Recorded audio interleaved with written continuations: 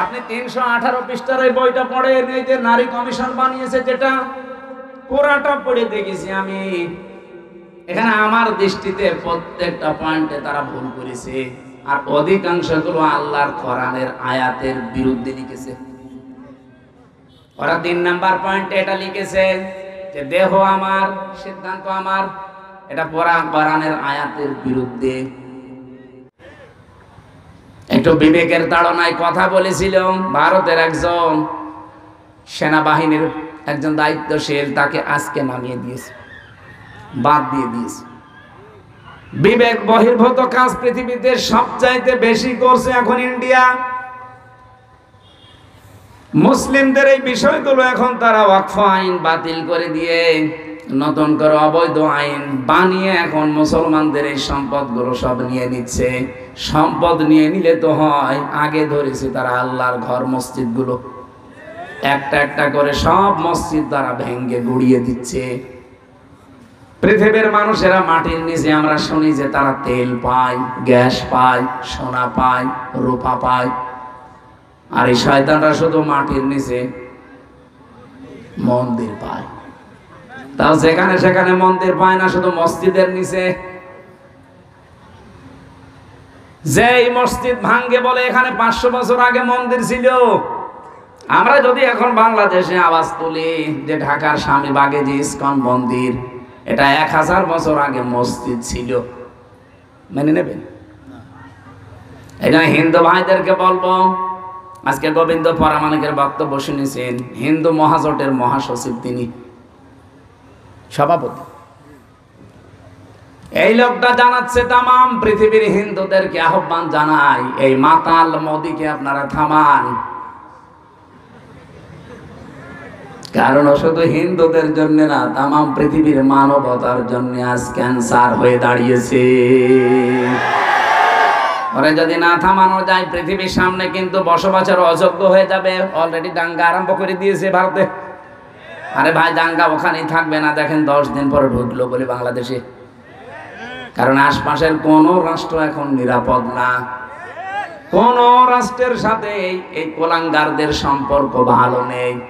ওদের সম্পর্ক ভালো আছে মালদ্বীপের সাথে। যে কয়েকদিন আগে আমার এই হোসাইন মালদ্বীপ শ্রীলঙ্কা ঘুরে আসলো, সব মালদ্বীপের সাথে ওদের সম্পর্ক ভালো নেই, শ্রীলঙ্কার সাথে ভালো নেই, ভুটানের সাথে ভালো নেই, পাকিস্তানের সাথে তো নেই, আফগানিস্তানের সাথে ভালো নেই, মায়ানমারের সাথে ভালো নেই। আমাদের সাথে ভালো ছিল, ববু ছিল, ববু নেই, ভালো নেই।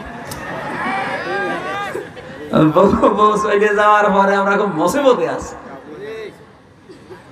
একজন বছর ঠিক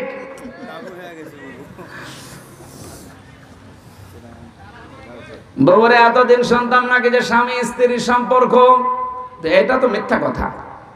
কারণ দাদা তো ফুল হাতা আর আমরা হাফ হাতা। ফুল হাতা বোঝে? আমি জেলখানা এটা বুঝতাম না। জেলখানায় এক পেয়েছিলাম, জেলার দেবদুলাল। ও যখনই জেলে প্রবেশ করত, গেট দিয়ে আসার সঙ্গে সঙ্গে কয়েদিরা যারা এক বাক্যে আওয়াজ দিত, ফুল হাতা ঢুকতেছে। তখন বুঝলাম যে বেটা মুসলমানি দিইনি। মুসলমানি না দিলে কি বলে? ফুল হাতা। আর আমরা এখানেও ফুল হাতা আছে, এই যে ছোটগুলো।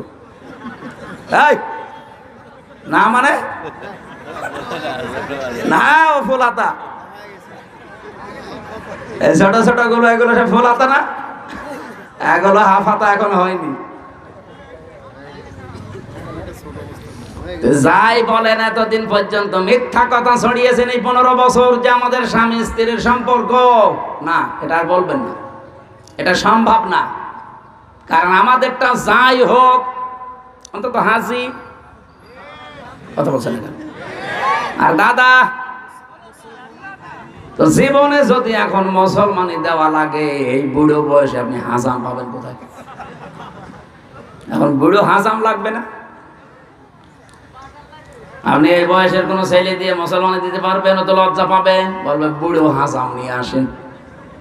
এখন বুড়ো হাজামের হাতে আপনি অস্ত্র দেবেন, ও আগা কাটতে যে গোড়া কেটে বাদ দিয়ে দেবেন।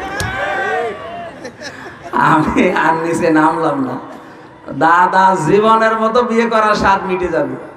আর দাদা যদি মুসলমানই না দেয়, ও মুসলমান না হয়, ওর সাথে বিয়ে দেওয়া যায় না।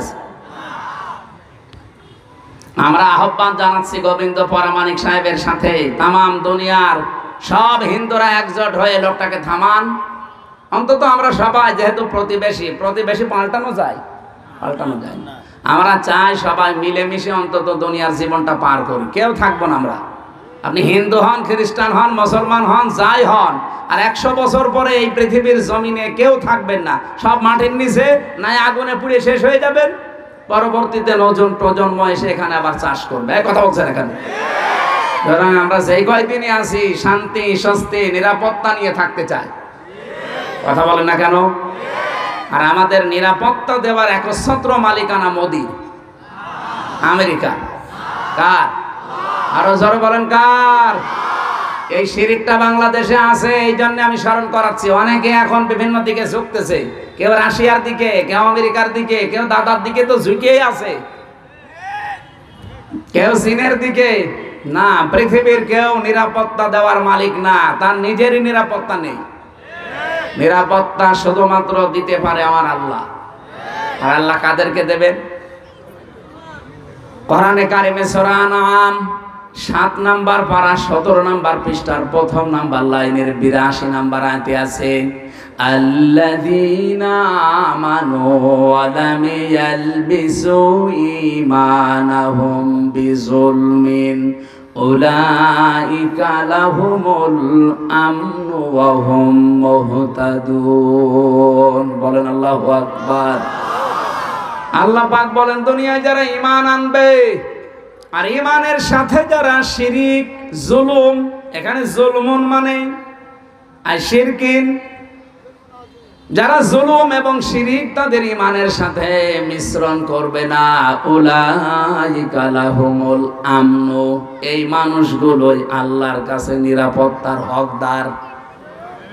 ও বাংলার মুসলমানেরা, আমরা তো আর খ্রিস্টান না, আমরা তো এখানে মুশরিক না, আমরা এখানে 92% মুসলমান।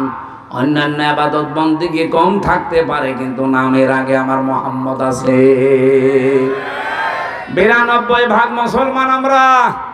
শান্তি, স্বস্তি, নিরাপত্তা আল্লাহ দেবেন। উলাইকা, আল্লাহ বলেন আঙ্গুল দিয়ে মনে হচ্ছে দেখাচ্ছে, ইসমে ইশারা, উলাইকা লাহুমুল আমনু, এই মানুষগুলোই লাহুমুল আমনু, এদেরকে আমি আল্লাহ নিরাপত্তা দেব, এরা নিরাপত্তার হকদার। যদি তারা ঈমান আনার পরে ঈমানের সাথে শিরিক আর জুলুম মিশ্রণ না করে। বাংলাদেশে ঈমানদার যারা দাবি করতাম, তাদের সাথে শিরিক আছে না নেই? জুলুম আছে না নেই? বলেন বলেন। শিরিক কি, জুলুম কি, এই দুইটা যদি আপনি পরিষ্কার হয়ে যান, ওই দুইটা থেকে নিজেকে মাহফুজ রাখবেন, হেফাজত করবেন। আল্লাহর কসম, দুনিয়ায় কেউ পাশে না থাক, হেফাজত করার দায়িত্ব নিয়ে নেবে কে? এক কথায় বলছি, শিরিক কি? আল্লাহ যেটা পারে ওইটা অন্য কেউ পারে, এই বিশ্বাস করার নাম শিরিক। এক কথা বলছেন না কেন? আল্লাহ যেটা পারে ওইটা অন্য কেউ, আরো জোরে বলেন। কেউ যদি বিশ্বাস করে থাকেন আপনি শিরিক করছেন, আর শিরিক করলে আপনি আর মানুষ নেই, মুশরিক। আর মুশরিক যারা, তাদের জন্য আল্লাহর শাস্তি হচ্ছে, ইন্নাহু মাইয়ুশরিক বিল্লাহ ফাকাদ হারামাল্লাহু আলাইহিল জান্নাহ ওয়া মাওয়াহুন নার ওয়া মা লিয-যালিমিনা মিন আনসার। সূরা মায়েদা 6 নাম্বার পারা 19 নাম্বার পৃষ্ঠার 12 নাম্বার লাইনে আয়াতটি আছে, কোন মানুষ যদি পৃথিবীতে শিরিক করে, 1 নাম্বার শাস্তি, আল্লাহ তাকে জান্নাত হারাম করে দিয়েছে, আর জাহান্নাম তার জন্য আশ্রয় স্থল। বলেন নাউজুবিল্লাহ। আজকে থেকে সিদ্ধান্ত নিয়ে ফেলেন, আল্লাহ যেটা পারে ওটা অন্য কেউ দুনিয়ায় পারে? আরো জোরে বলেন, না পারে না। আমি আজকে একটা শিরিক পেয়েছি, যে বাড়িতে ছিলাম, উনি ওই বিশ্বাসে বলেছে কিনা আমি জানি না, কিন্তু বিশ্বাস যদি থাকে আপনি আজকেই পাল্টাবেন। যেমন পেছনে বসে আছে, ওনার 2টা ছেলে আছে, আর একটা ছেলে নাকি স্ত্রীর পেটে, ওইটাও সানো করে দেখেছে ছেলে হবে। পানি নিয়ে এসে বলছে হুজুর এমন পানি পড়বেন যেন মেয়ে হয়। মনে হচ্ছে আমি ডাউনলোড করে দেব। অনেক জ্ঞানী মানুষ, হয়তো এই লাইনের মানুষ না, জেনারেল শিক্ষিত মানুষ, এরকম বহু মানুষকে আমরা এটা পাই যে মানুষগুলোর বিশ্বাস আল্লাহ যেটা পারে দুনিয়ায় অন্য কেউ এটা পারে। আমার উপরে বিশ্বাস করেছে যে পানি এমন ভাবে পড়বেন যেন এবার আর ছেলে না হয় মেয়ে হয়। পানি পড়া আপেল পড়া দিয়ে যদি ছেলেকে মেয়ে বানিয়ে দিতে পারতাম তা আমার ম্যাডামের কি হইতো। এটা তো একটা বললাম, এবার আর একটা বলছি, নাকি বলবো না?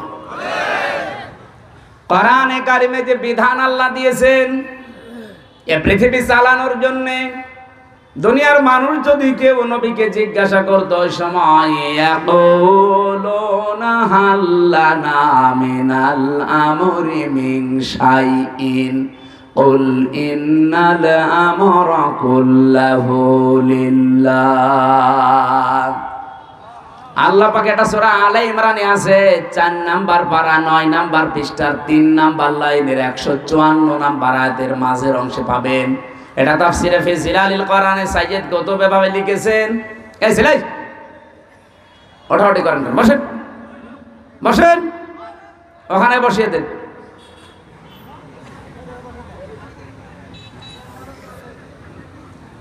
রব্বুল আলামিন বলেন নবী, মানুষ যদি আপনাকে জিজ্ঞাসা করে যে দুনিয়া চালাতে তো আইন কানুন লাগে, এগুলো কি আমরা বানাতে পারি? আল্লাহ সাফ জবাব দিয়েছেন, আপনি বলেন না। বলে ইন্নাল আমরা কুল্লাহু লিল্লাহ।